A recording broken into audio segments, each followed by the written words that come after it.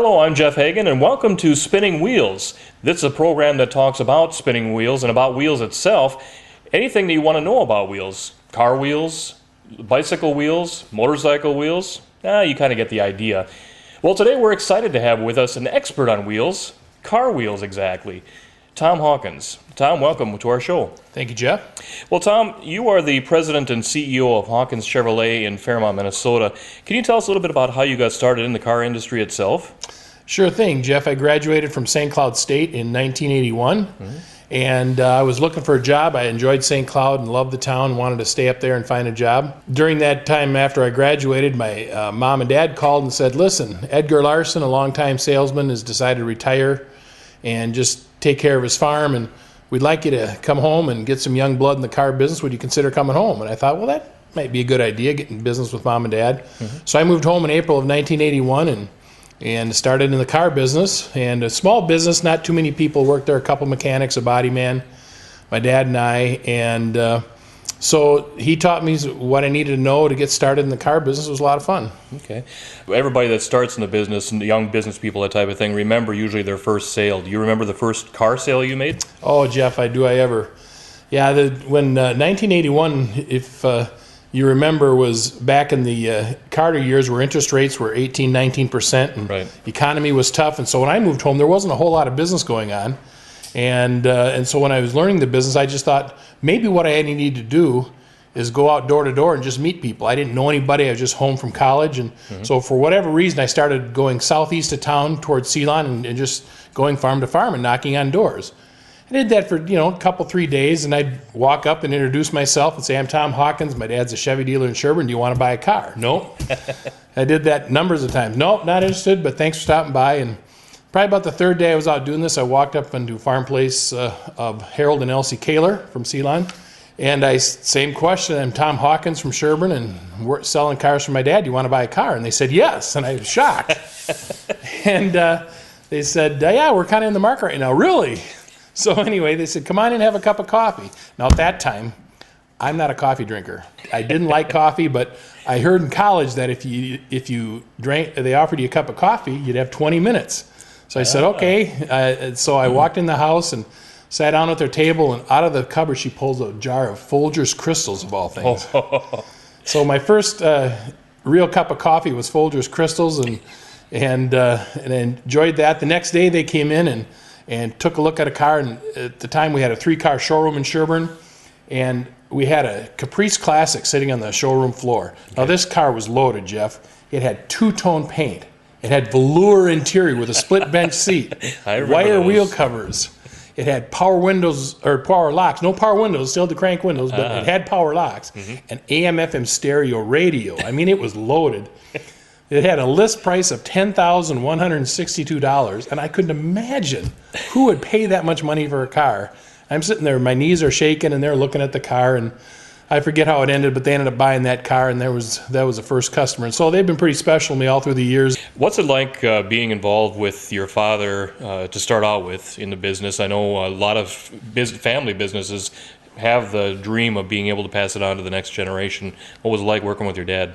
Well, it was great, actually. He started out in his life with an ag degree and worked in the ag business. And he came back to Sherburne because my mom actually grew up in the car business in Jackson, Minnesota. If you remember Marquardt Motors in Jackson, my grandpa started in an oil company there. So my uncle was back working in the dealership in Jackson. He talked my mom and dad into moving back to the area. And Sherburne had a dealership available in 1967. So Dad bought that, and that's how we ended up there. So when I moved home, I wasn't planning to work in it, but he just basically taught me the basics on selling a car. A little bit about, because we're a small business, I learned a lot about service. I learned about customer service. I learned in a hurry about how important cars are to people and some of the pitfalls you have when people's cars break down. But it was a lot of fun. Over time, as I learned more, my dad kind of moved over to the service, and I kind of took over the sales the more I learned. During that time in Sherburne in the mid-'80s, we started getting into computer systems. And, of course, by that time, my dad was not into computers that much, so I kind of took over that. So working with my dad actually was a real joy. He was good to work with. My mom also worked there for a while. She'll tell you the story. I had to fire her. Mom and I didn't see eye to eye on everything. we had our arguments. In fact, it was well known around the dealership. We'd have our arguments right there. So I finally had to fire her, but part of the deal is I had to pay her after I fired her, so she was fine with that. Long-term severance, huh? Yeah, so if you ever talk to my mom, she'll tell you that story. So, but no, working for my dad was a good beginning for me. Good. Well, it's good to hear a little bit of a background for you, and you're still involved with the auto business, as we all know. So, Yep. But a big part of this program is that we have viewers that actually want to ask you some questions about the car industry itself, and I know that they want to find out what's going on when they have some questions about what we want to do. So let's go to the phones and take a couple calls. Sounds good. Caller, are you there? Yes, my question for Tom is, I'm thinking about buying a car, and I don't know which is better for me, to lease or to buy. Okay, so they're wondering about, if they're thinking about leasing or buying, they're not sure about which. What do you think as far as the different options? Well, actually, it's a good question. There's a lot of people who ask that question quite often, and a lot of people who don't know a lot about leasing. Basically, what I like to tell people is leasing is very similar to buying. It's just basically, it's like a loan that has a shorter term with a balloon note. So in other words, if normally you'd maybe get a 5-year loan, you're paying for the whole car over 5 years. With a lease, you might have a 3-year lease, but at the end you'll have a balloon payment to pay the car off. Now there's a couple advantages of that. Number one is that usually you can get a smaller payment. And because you're not paying for the whole car, you're paying just for basically the depreciation part. Okay. And another advantage is that generally a new car is more affordable in a leasing situation. So those are the two biggest reasons that people lease. Because it's a little more complicated situation, not everybody does it. But it does take a little bit stronger credit to get into a lease, mainly because with smaller payments you're not building equity. Right. But other than that, it's a really good option. What I tell people who ask me whether they should lease or not is you need to look at how the lease is structured. What's happened in the lease business over the years is that the manufacturers on new cars have put much of their incentive money in the leases. So they incentivize the leases and makes it more affordable. So when you see an ad on TV where they're advertising a low payment, $199 lease, it's because they put incentives within that lease program. And so if you're looking at a new car and you're a payment buyer, and if you're a person that trades every 3-4 years routinely, you really need to at least look at a lease and compare. Not every lease is as good as a buy, but a lot of them are, and especially when the manufacturer incentivizes them. Okay, so basically it differs per the situation of the individual. Is kind of what you're saying. Then Yeah. different factors then for that. That's right. And the other thing that you have to think about is that if you're a high mileage driver, generally leases don't work, and the main reason is because leases are structured around an average mileage of 15,000 a year. Okay.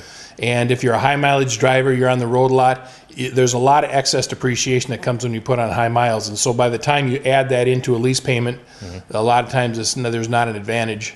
The other advantage that people use for leasing is sometimes for tax reasons they can write off the lease as an expense on a monthly basis versus capitalizing it if it's in a business use. So that's another reason people like to look at the lease. Okay. Well, I see we have some more callers there, so why don't we go back on the line. Caller, you're on Spinning Wheels. My question for Tom is, what is the difference between the best price sale and traditional vehicle pricing? Okay, thank you, caller. Well, I'd like to say that basically we are a best price dealer. We have been since 1997, so I know a lot about that subject.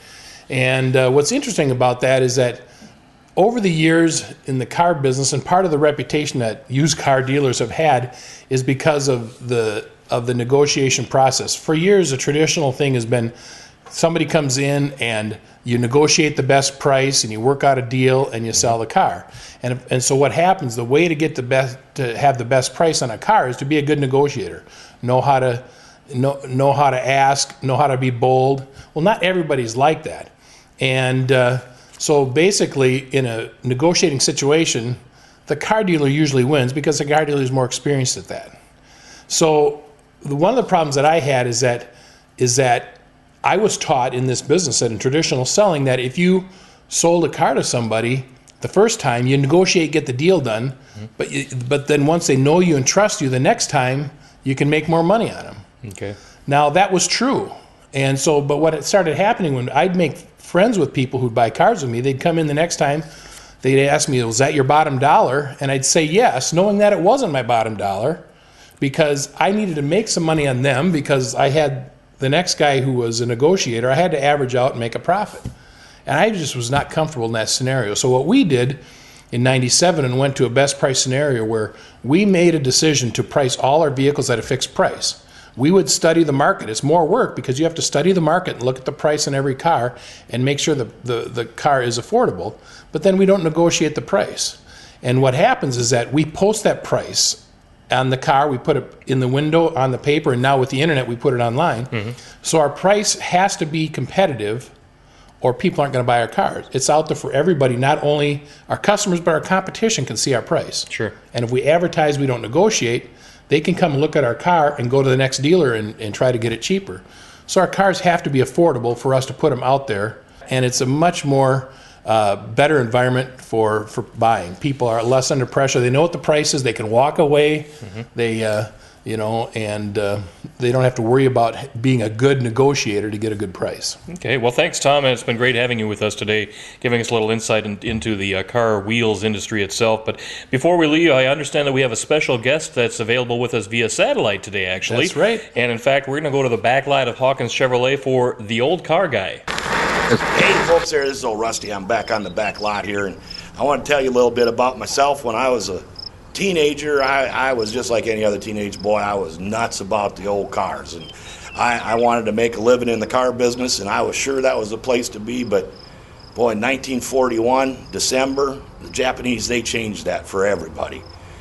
In 1941, through the year, Detroit produced a little over 3.5 million cars. But by 1943, they produced 139 cars is all they produced.